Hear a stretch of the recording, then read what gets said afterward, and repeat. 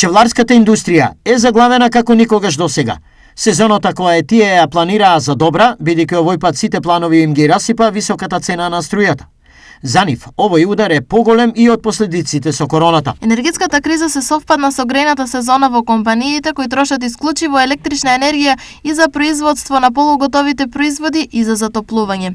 Пред кризата просечно компаниите трошеа по 7 денари за киловат час, додека сега 18 денари. Истакна Лидија Милановска, председател на Сдруженијето на чевлари. Ваквата состојба иницираше итен состанок на производителите на чевли и барање за помош на кожарската индустрија. Барањата се однесуваат на одложено плаќање. Летниот период имаме пониски сметки и тогаш ќе можеме да ги платиме и тековните и за останатите од зимскиот период. Ќе бараме и субвенции по извесен пар обувки. 95% од фирмите работат за извоз и затоа бараме помош за извоз. Вели Милановска. Високите сметки за струја се нов, последователно голем удар за кожарската индустрија, која се уште не се опоравила од последиците од корона пандемијата.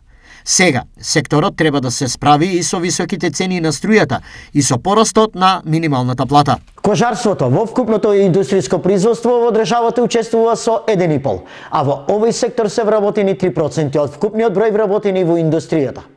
Околу 90% од производството оди за извоз, но најчесто не како готов производ, туку како доработка.